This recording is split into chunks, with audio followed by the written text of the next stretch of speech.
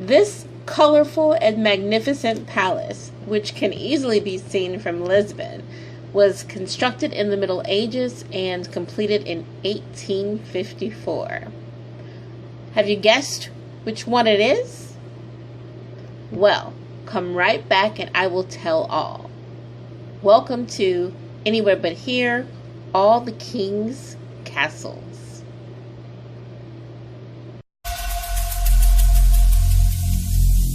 Every single day, I'm gonna make something great.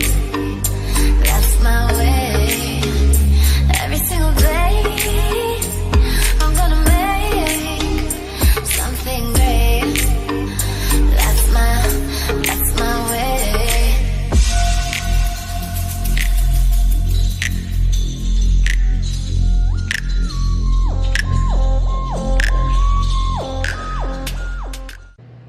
Hey guys, welcome back to Anywhere But Here. I am your travel guide.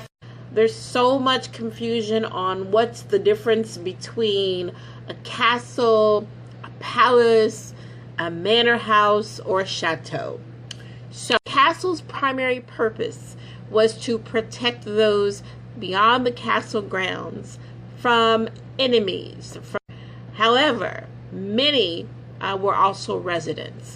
Manor houses, chateaus, palaces were for residencies of lords, of ladies, of bishops, and other dignitaries.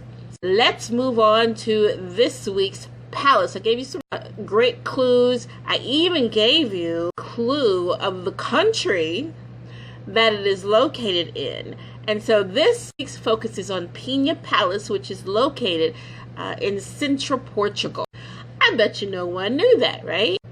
One of the first things you'll notice about Pena Palace is the colors, right? You can see bright yellows, bright reds. And you guys, I forgot to mention that you'll see my co-host in the background on occasion. That's Riddick. I'm going to get through this episode and then hang out with my co-host, Mr. Riddick Bowe. Itself, outside of the bright colors of red and yellow, it also has a profusion of different styles. So Neo-Islamic, Neo-Gothic, Neo-Manuelian, and Neo-Renaissance. So it's obviously a very eclectic structure. And I think that is why a lot of people flock to go and see it, because it is so interesting to just kind of look at.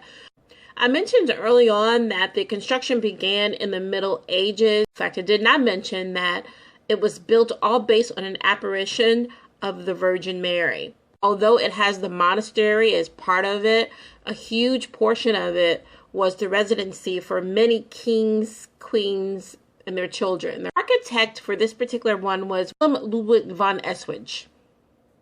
Now, even though he was commissioned to build the palace, he actually was an amateur at the time that he began construction. He took all of his romantic fantasies and ideas of what he wanted to do based off of all the castles and palaces that he saw along the Rhine River. This palace is located in Sintra, Portugal. All of it kind of lies on the Sintra Mountains and can be divided up against 4 different categories. You have the clock tower. You have the foundation, including the walls. You have the arches, the Moorish arches, and then finally you have the bastion. Construction completed in 1854. However, the clock tower was completed in 1843. Now, while kings, queens, their offspring lived in this palace, it was primarily used as a summer house. And like most families, there were specific rooms that they used. Just like us, they used the kitchen, the noble room, the royal dining room, and of course the chapel. This palace has so much for you to see. There's a park. There are waters and streams. There's over 200 hectares. Inside the palace, there are fine works of art and even landscape architect, a famed landscape architect. Hired by King Ferdinand II. King Ferdinand II really loved a mix of exotic as well as romanticism. Really wanted a fine mixture of different trees and planting. Trees were diverse Out from North America, you'll find the sequoia, you'll find the magnolia, as well as western red cedar. Away from China, you will find the ginkgo tree. And there's a ton of varieties of fern on the grounds as well. Now, in the 18th century, unfortunately, the monastery was damaged by lightning. Now, however, the earthquake that occurred in 1755 that took the heaviest toll, and miracles do happen, right, guys? And so even though the monastery was reduced to ruins, the chapel, all of its marble, all of its alabaster, was still able to survive. As I mentioned, King Ferdinand II was very involved in the structuring of the grounds, but he also was very involved in the interior. He also designed the ornate window for the front entrance facade. In 1910, there was a Republican Revolution, and at that time, it became a national monument. One of the ways to ensure that structures like this remain intact and purposeful and not changed due to the history of want to be recognized by UNESCO. In 1995, the palace and the cultural landscape of Sintra were classified as a UNESCO World Heritage Site. Now, Pena Palace and Park are open daily from 9:30 a.m.